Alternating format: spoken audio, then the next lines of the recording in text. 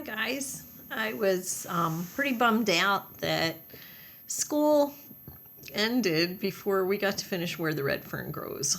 So I've been thinking about what to do about this, and I've decided that I'm just going to read the book to you. I hope that you're doing well at home, that you're healthy, that you are washing your hands, just like we talked about in science. Around your fingernails, under your fingernails, taking the time to do it really well. Also, social distancing, staying 6 feet away from other people, and staying home. That's the biggest thing. Viruses can't move themselves around, people move them. So if we could all just stay put, hopefully this will pass and our life can get back to some kind of new normal. I've been cooking a lot. I don't usually do a whole lot of cooking. Mr. Olson does the cooking around here, but I've been cooking a lot. I think he enjoys the break. And I've been cleaning, looking forward to going out and working in my yard, going for walks. I go to school, and I had everything right after we stopped going to school. I went in and decorated for Easter. So our classroom is all decorated for springtime. Maybe sometime I'll take my tablet to school and take you for a walk through school. That would be fun. You could see what's gone on there now. We're doing lots of preparation for meals there and packets to send home to you guys. It's actually a really busy place right now, but everybody's just trying to be safe, keeping a safe distance away from each other while trying to get a big job done. Making lunches and breakfasts for about 350 kids for 7 days. If you do the math, that adds up to a lot of food. So staff at school's been really busy. I talked to Dr. Patchen and just had a long conversation with Mr. Vara, and I saw Mrs. Eddy, and I talked to Mrs. Smith and Mrs. Lima pretty regularly, and we've got some fun things in store for you guys online in the next couple weeks. I hope you're working in your packets.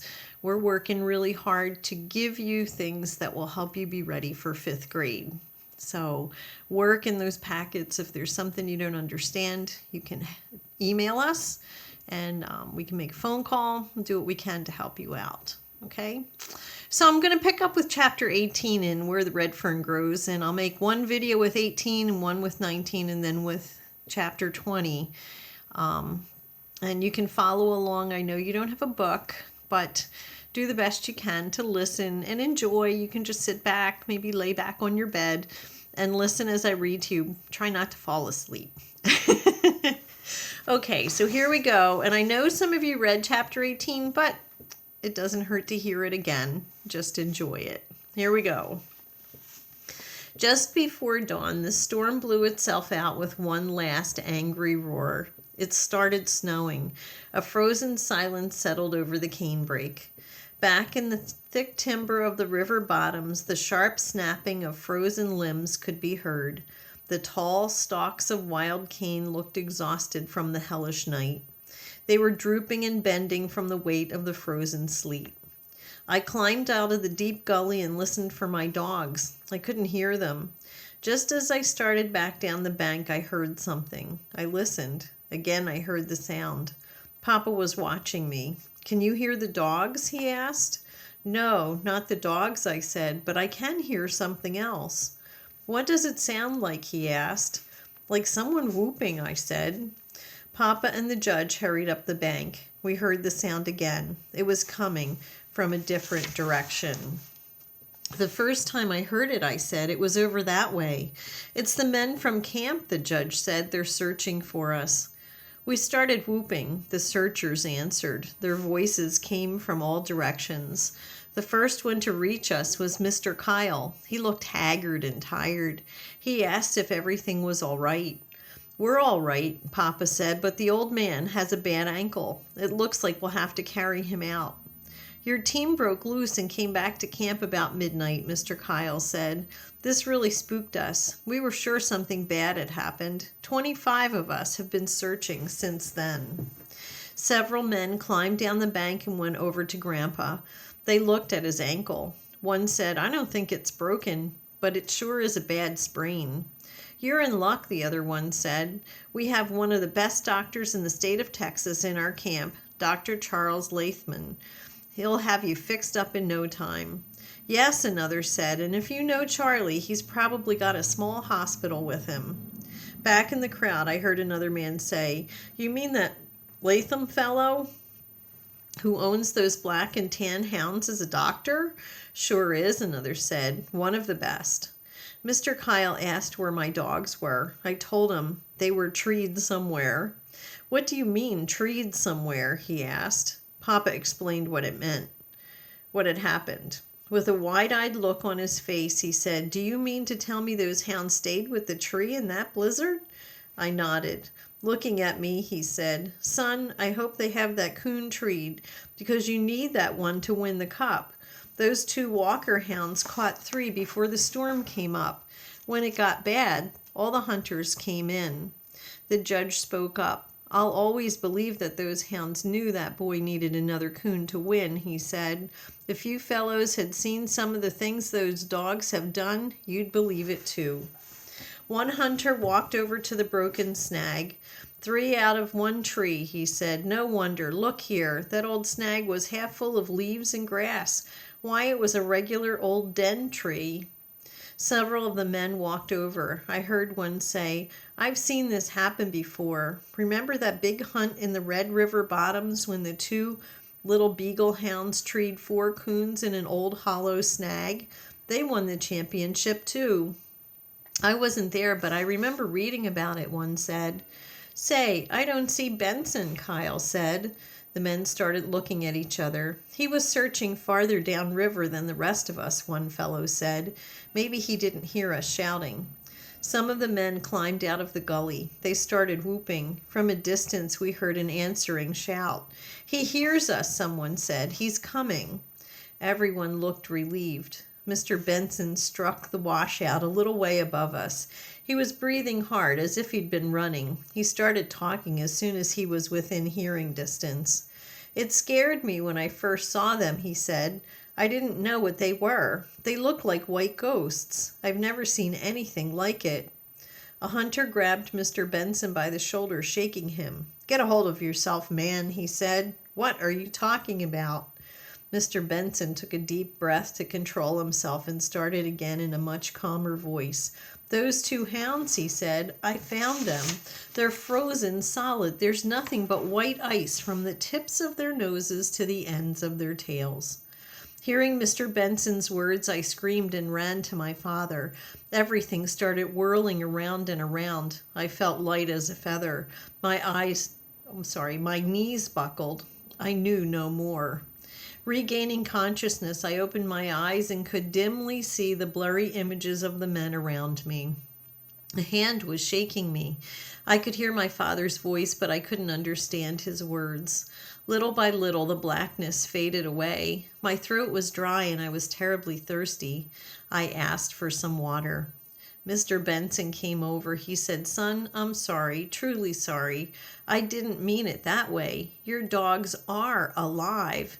I guess I was excited. I'm very sorry. I heard a deep voice said, That's a heck of a thing to do. Come running in here saying the dogs are frozen solid. Mr. Benson said, I didn't mean it to sound that way. I said I'm sorry. What more do you want me to do? The deep voice growled again. I still think it was a heck of a thing for a man to do. Mr. Kyle took over. Now let's not do any more of this, he said. We have work to do. We've been standing around here acting like a bunch of school kids. All this time that old man has been lying there suffering. A couple of you men cut 2 poles and make a stretcher to carry him. While the men were getting the poles, Papa heated the coonskins again and rewrapped Grandpa's foot. With belts and long leather laces from their boots, the hunters made a stretcher. Very gently they put Grandpa on it. Again Mr. Kyle took command. Part of us will start for the camp with him, he said. The others will go after the dogs. Here, take this gun, Papa said. I'll go with him. Looking at me, Mr. Kyle said, Come on, son. I want to see your hounds. Mr. Benson led the way. As soon as we get out of this cane, he said, I may be able to hear them. They have the coon treed in a big black gum tree. You're going to see a sight. Now I mean a sight. They've walked a ring around that tree clear down through the ice and snow. You can see the bare ground.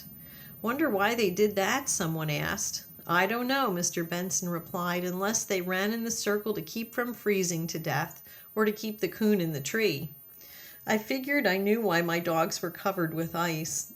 The coon had probably crossed the river, maybe several times. Old Dan and Little Ann would have followed him. They had come out of the river with their coats dripping wet, and the freezing blast of the blizzard had done the rest. Nearing the tree, we stopped and stared. Did you ever see anything like that? Mr. Benson asked. When I first saw them, I thought they were white wolves. My dogs hadn't seen us when we came up. They were trotting round and round. Just as Mr. Benson had said, we could see the path they had worn down through the ice and snow till the bare black earth was visible. Like ghostly white shadows, round and around they trotted. In a low voice, someone said, they know that if they stop, they'll freeze to death. It's unbelievable, said Mr. Kyle. Come on, we must do something quick. With a choking sob, I ran for my dogs. On hearing our approach, they sat down and started bawling treed. I noticed their voices didn't have that solid ring. Their ice-covered tails made a rattling sound as they switched this way and that on the icy ground. A large fire was built. Standing my dogs close to the warm heat, the gentle hands of the hunters went to work. With handkerchiefs and scarves heated, steaming hot, little by little the ice was thawed from their bodies. If they had ever lain down, someone said, they would have frozen to death. They knew it, another said. That's why they kept running in that circle.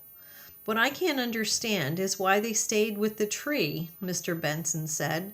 I've seen hounds stay with a tree for a while, but not in a northern blizzard.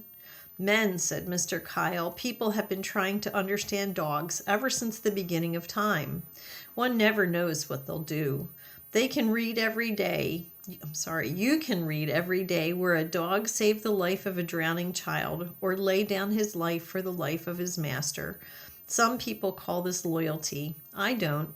I may be wrong, but I call it love, the deepest kind of love.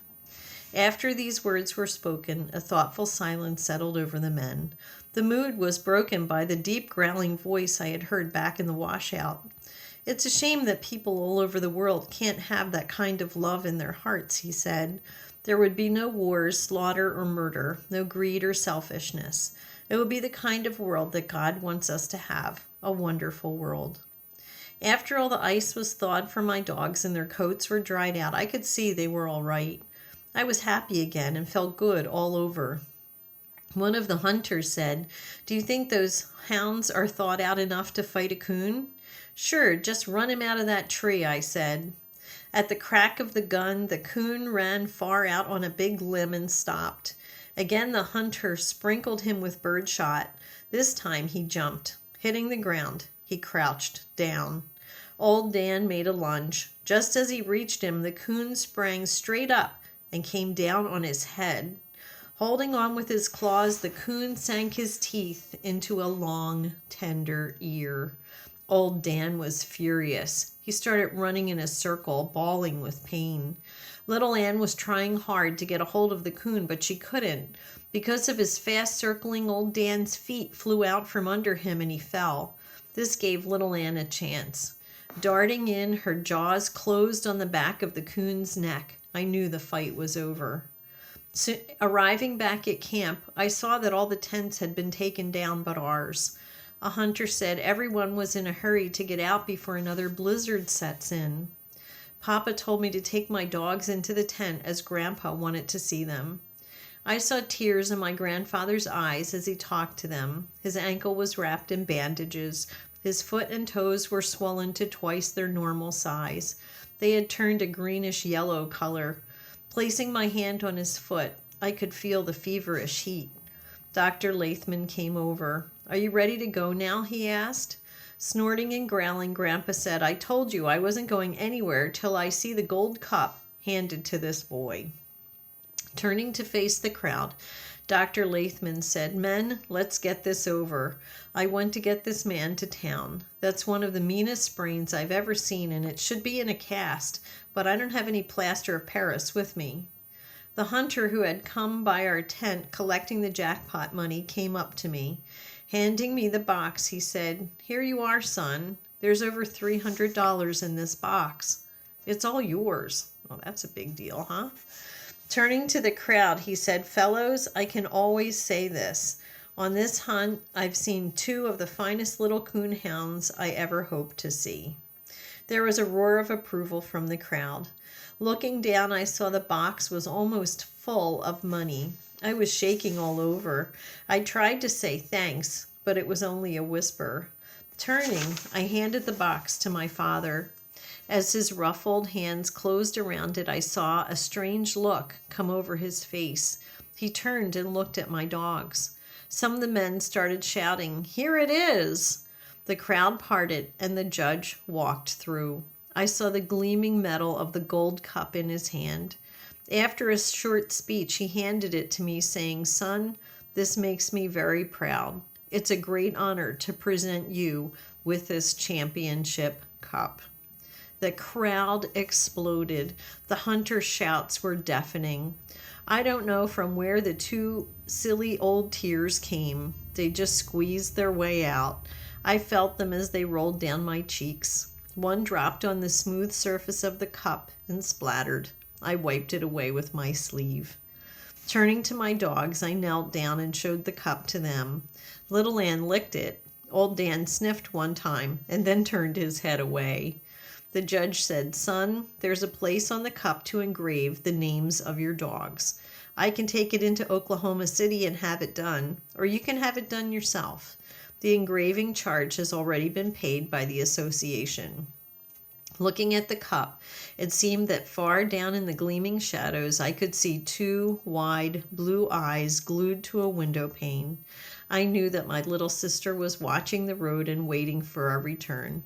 Looking back at the judge, I said, "If you don't mind, I'll take it with me. My grandfather can send it in for me." Laughing, he said, "That's all right." Handing me a slip of paper, he said, "This is the address where you should send it." Grandpa said, "Now that that's settled, I'm ready to go to town." Turning to Papa, he said, "You'll have to bring the buggy, and I wish you'd look after my stock. I know Grandma will want to go in with us, and there'll be no one to feed them. Tell Bill Lowry to come up and take care of the store. You'll find the keys in the usual place." "We'll take care of everything," Papa said. "Don't worry about a thing. I don't intend to stop until we get back because it looks like we're in for some more bad weather." I went over and kissed Grandpa goodnight. He pinched my cheek and whispered, "We'll teach these city slickers that they can't come up here and beat our dogs." I smiled. Grandpa was carried out and made comfortable in the back seat of Dr. Lathman's car. I stood and watched as it wheezed and bounced its way out of sight.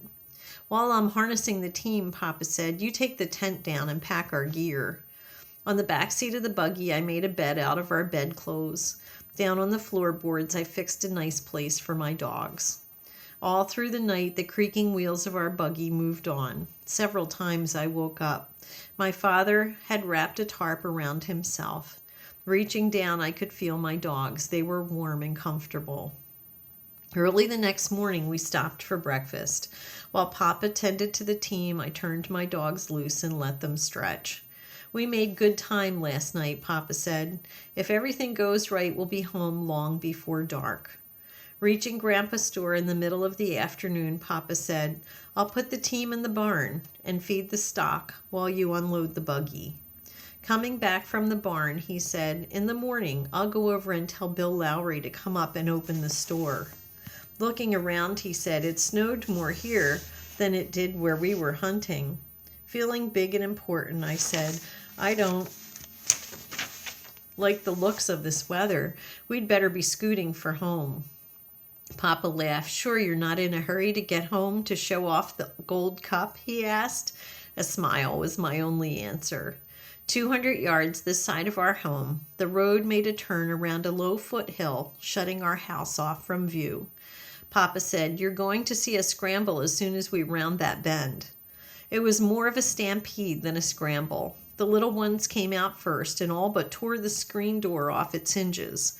The older girls passed her just beyond the gate. In her hurry, she slipped and fell face down in the snow. She started crying. The older girls ran up, asking for the cup.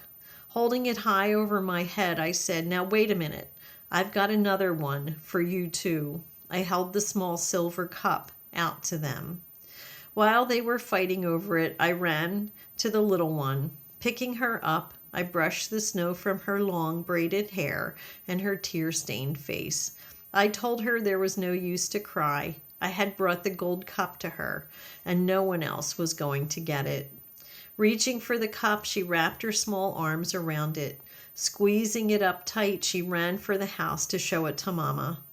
Mama came out on the porch. She was just as excited as the girls were. She held out her arms. I ran to her. She hugged me and kissed me. "It's good to have you home again," she said. "Look what I have, Mama," the little one cried, "and it's all mine." She held the golden cup out in her two small hands. As Mama took the beautiful cup, she looked at me. She started to say something, but was interrupted by the cries of the other girls.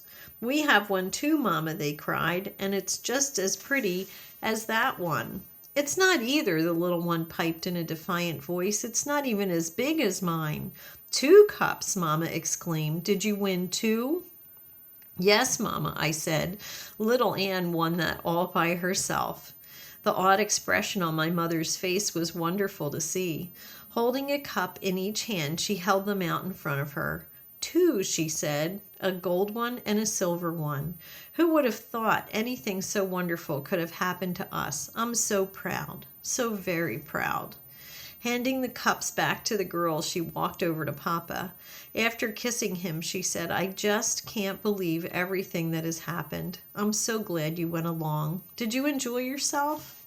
With a smile on his face, Papa almost shouted, "Enjoy myself? Why, I never had such a time in my life." His voice trailed off to a low calm. "That is, except for one thing. Grandpa had a bad accident." "Yes, I know," Mama said. "One of Tom Logan's boys was at the store when they arrived. He came by and told us all about it. The doctor said it wasn't as bad as it looked, and he was pretty sure Grandpa would be home in a few days." I was happy to hear this news and could tell by the pleased look on my father's face he was glad to hear it too. On entering the house, Papa said, "Oh, I almost forgot." He handed the box of money to Mama. "What's this?" she asked. "Oh, it's just a little gift from old Dan and little Ann," Papa said. Mama opened the box. I saw the color drain from her face. Her hands started trembling. Turning her back to us, she walked over and set it on the mantel. A peaceful silence settled over the room. I could hear the clock ticking away. The fire in the fireplace crackled and popped. Turning from the mantel, Mama looked straight at us. Her lips were pressed together to keep them from quivering. Walking slowly to Papa, she buried her face in his chest. I heard her say, "Thank God, my prayers have been answered." Makes you wonder what her prayers were. There was a celebration in our home that night. To me, it was like a second Christmas. Mama opened a jar of huckleberries and made a large cobbler. Papa went to the smokehouse and came back with a hickory-cured ham. We sat down to a feast of ham, huge plates of fried potatoes, ham gravy, hot cornbread, fresh butter, and wild bee honey. During the course of the meal, the entire story of the championship hunt was told, some by Papa, but mostly by me. Just when everything was so perfect and peaceful, an argument sprang up between the two oldest girls. It seemed that each wanted to claim the silver cup. Just when they were on the verge of sawing it in two, so each could have her allotted share, Papa settled the squabble by giving the oldest one a silver $1. Once again, peace and harmony was restored. That night, as I was preparing for bed, a light flashed by my window. Puzzled, I tiptoed over and peeked through the pane.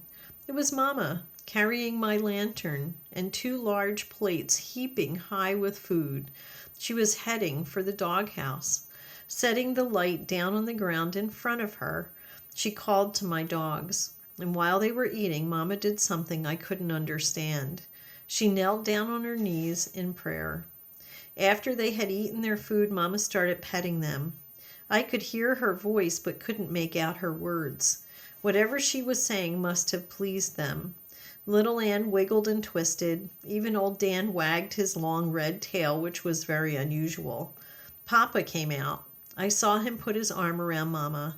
Side by side, they stood for several minutes looking at my dogs. When they turned to enter the house, I saw Mama dab at her eyes with her apron. Lying in bed, staring into the darkness, I tried to figure out the strange actions of my parents.